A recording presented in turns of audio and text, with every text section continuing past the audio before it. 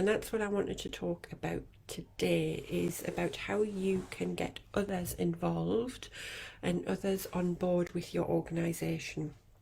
When I talk to people when we first get started working together, that is one of the biggest problems that they have, is getting other people in their homes, whether it be partners or children or just flatmates, to support them, or support them in the actual decluttering and organising process, or maintaining it over time as well. And it can be difficult, especially if you have certain personalities where actually the mess doesn't bother them, and they're quite happily, because my husband's like that, he'll quite happily sit with rubbish surrounding him, and then he might whinge that it's a bit messy, but then he won't actually do anything to sort it out. So you may live with personalities like that. So it's about how to try and get people to help and support you, and along the journey of decluttering and organising and maintenance in the long run. So I have got 5 tips for you, so I'm going to go through those now. So tip number 1 is make it a team effort. So particularly in places that may not be fully your domain. So for example, this is my office, this is my desk. The girls tend to use the bed area themselves, but this section is mine. It's my books, it's my pens, it's my tech, it's everything for me is here. So this is my domain. I'm quite happily to sort this out myself. I don't need anyone's permission or help or anything like that. It's just my space. But when it comes to places that may be joint, or maybe another person's domain, so I helped my husband sort and organise out his desk area. We got a new desk and we went through all these bits and bobs before he got his new desk, to make sure that when he got it, it was all sorted and organised. And so this is really helpful when it's not just your item, because whenever I say to people that get started organising and decluttering, is to start with your own places first. Focus on that, focus on your items. But when it comes to the time where you need to be looking at other stuff, then you want to try and make it a team effort where possible. So Pete doesn't like it if I just go in and I start trying to sort his stuff out. If I just go in and start sorting his clothes out or sorting his stuff out. You may have a partner or family members who are okay with that, and they'll be like, look, you just do it, I'm okay with that, which is great. But if not, and they don't like you going through their stuff or organising stuff your way, then try to get them involved with the process.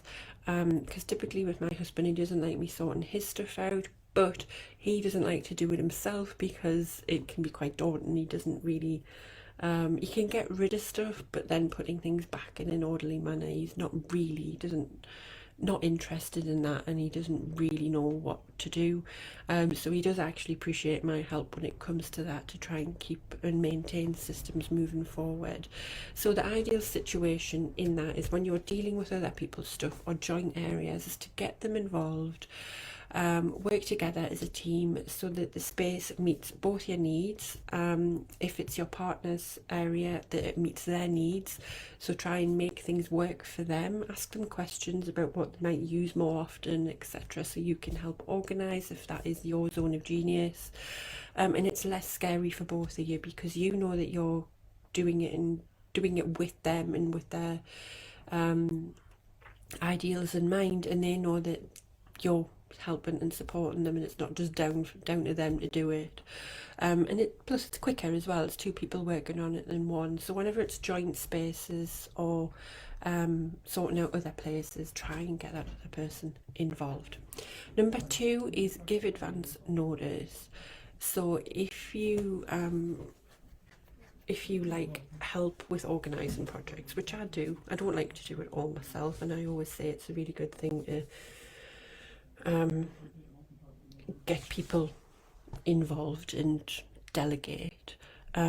Just ask for help, but try and do it in as much notice as possible, so a few days or a few weeks in advance. And if you want to, you could even put in an agreed time on your calendar. If you're busy people, you can say, right, okay, on Saturday we will do X, Y, and Z, and we'll sort through it, we'll do it together. And then it's kind of advance notice, you know what's coming up, the other person knows what's happening, and it's just more likely for them to get on board rather than just springing it on them and demanding that they're going to help, that they will help you right there and then.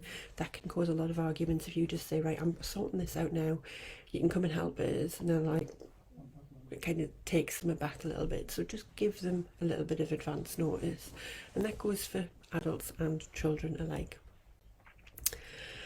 Then tip number 3 is work out the jobs to be done according to each person's strengths and preferences. So when you're working on a project, it's really helpful to look at what needs to be done and then split the tasks according to what people either like to do or they're good at. So for example, my husband is better at moving bulky stuff out, doing kind of the moving, and he's quite good at decision making, like should we keep this or not, yes, no. Whereas I'm better at the organising, putting systems into place, using containers and getting things in a more manageable order.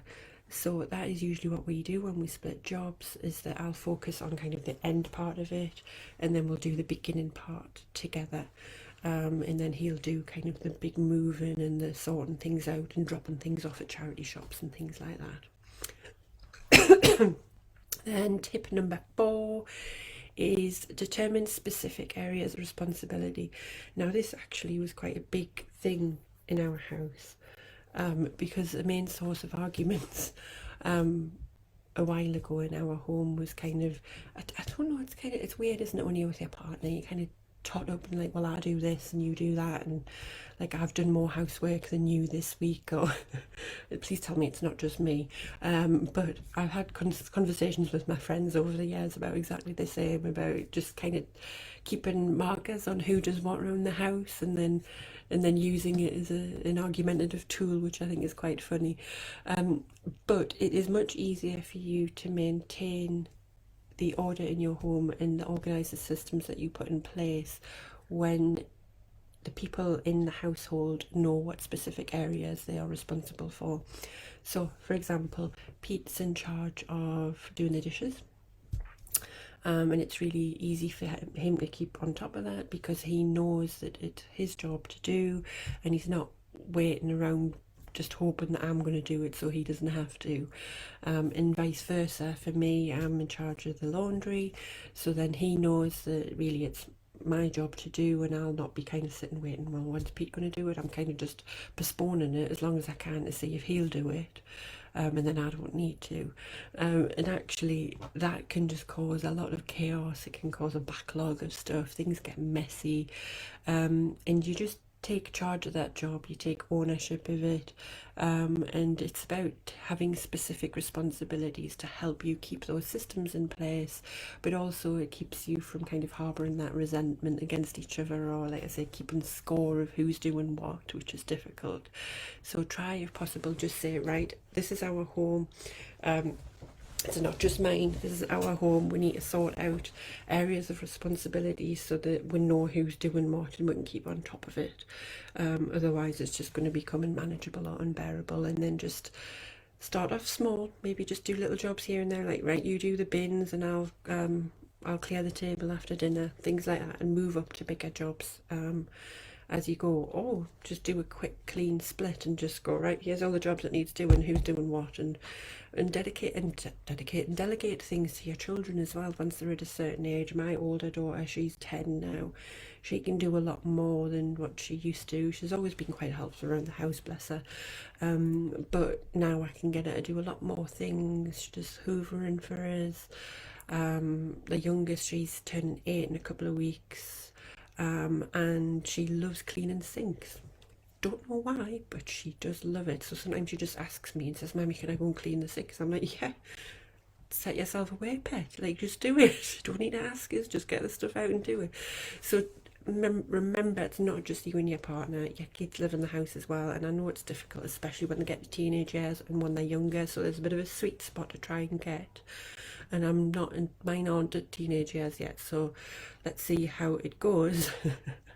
But yeah, it may get more difficult as it goes along. But if you start setting in habits and little routines for the family, it's much easier to not come up against a battle. If you start trying to introduce it at a difficult time, then there could be more problems. And then talking about kids, the last tip, number 5, is be as specific as possible with kids' jobs.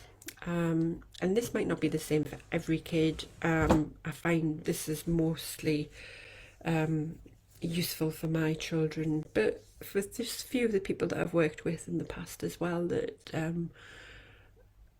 because my kids are very good at doing what you ask them, but you need to tell them what you can't just say go and tidy your room, because they'll not really do it properly. You'll need to go, right, go into your room and get all of your dirty clothes and put them in the dirty basket. And then also I want you to pick up all the books off the floor and put them in your bookcase. You need to be a bit more specific, and they're much more responsive to that when they know exactly what they need to do rather than being given a vague direction. And I think it's just because they're at that age.